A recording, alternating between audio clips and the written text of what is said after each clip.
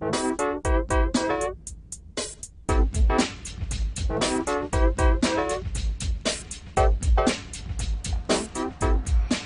m'appelle Sakina, je suis créatrice de mode, je suis née aux Comores, j'ai été élevée par une grand-mère animiste, magnifique, et je suis arrivée en France à l'âge de 7 ans, et où j'ai fait des études de mode, et ensuite j'ai eu la chance de rencontrer une personne qui m'a transmis le bouddhisme. J'ai fini mes études, diplôme en poche. Je suis montée à la conquête de Paris et j'ai trouvé un stage dans ce que moi j'appelle l'école de la vie, puisque je me suis retrouvée dans le 93 à Bagnolet et où j'ai compris à ce moment-là l'importance de faire dans le local, c'est-à-dire de faire dans le quartier où on est, avec ce qu'on a, sans regarder la fortune du voisin en disant qu'un tel a un stage dans une grande maison. Moi, il fallait faire, il fallait être vraiment dans l'action, faire et vraiment remercier.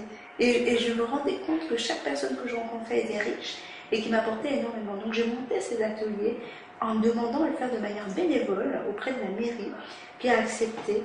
Et ces tissus, c'est ce que j'ai appelé d'ailleurs des ateliers du tissu social. Je crois que j'avais à peine, je vais avoir peut-être 23-24 ans, j'ai eu aussi un beau cadeau.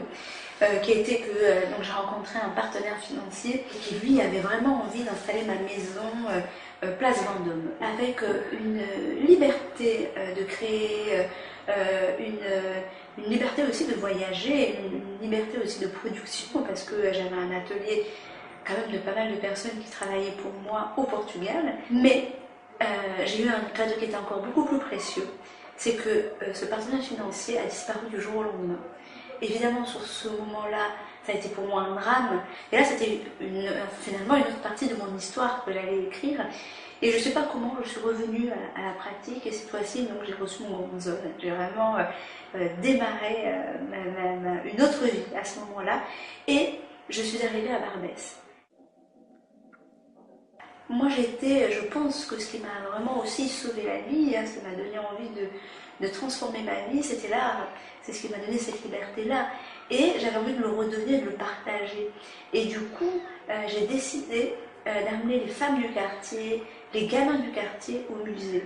Donc le principe était d'amener des femmes en difficulté, faire des allers-retours. J'avais choisi une vingtaine d'œuvres et elles devaient s'inspirer des demoiselles de bord de Seine, de Courbet, et puis après arriver dans l'atelier avec des vêtements donnés par Emmaüs, de créer, d'être dans la créativité. Donc on a fait une exposition qui a reçu 25 000 visiteurs en 2 mois.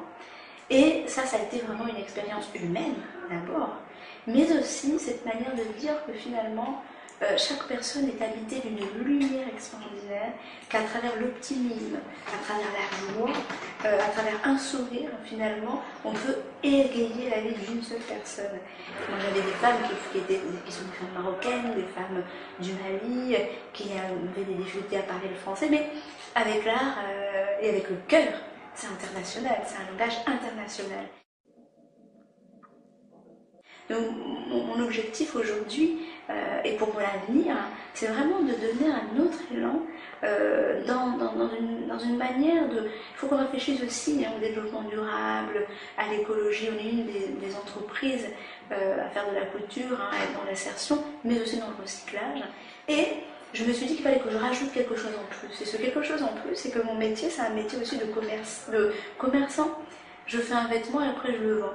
Mais je veux le vendre et donner une autre dimension à cette manière de faire de l'entreprise. Et donner une autre dimension, c'est dans les ressources humaines, de s'intéresser à la personne où elle dort, comment elle dort, si elle a besoin pour son autonomie d'alphabétisation. Donc sur le temps de travail, j'ai une chargée d'insertion qui vient sur le temps de travail, qui est une sorte d'assistante sociale, pour régler quelque part de problèmes personnels, parce qu'en ayant réglé tout ça, les gens de l'extérieur pensent que je perds du temps, que je suis un peu baba, un peu gentille, mais je me rends compte que finalement je suis une vraie chef d'entreprise, parce qu'à un moment donné, j'y gagne, parce que les personnes sont heureuses de venir au travail, et à un moment donné, elles sont beaucoup plus productives. Donc c'est vraiment gagner dans les deux sens finalement. Donc la collection qu'on voit pendant ce reportage, hein, c'est une collection qui a été réalisée entièrement avec des tissus recyclés. Déjà, ce sont des tissus qu'on a achetés à des prix défiant toute concurrence, bien évidemment, mais ce sont des fins de série ou des maisons de couture. Donc, on les récupère et ça participe à dire, finalement, que vive la société des gens différents, de la différence, de la diversité. Parce qu'aujourd'hui, on peut avoir un vêtement dans tel tissu, et à un moment donné, je peux le proposer dans une autre matière. Et que du coup, on est différent, parce que chaque personne est différente, et c'est ça qui fait notre valeur, et c'est ça qui fait notre richesse. Et en fait, je me suis rendu compte vraiment de cette importance de cultiver ce cœur dans cette pratique bouddhique hein, que je vis hein, dans ma vie depuis quelques années, parce qu'en fait, elle offre vraiment, au-delà de l'optimisme, elle offre vraiment ce précieux mot qui est celui de l'espoir, et que celui d'avoir vraiment une énergie vitale. Le sourire est très important.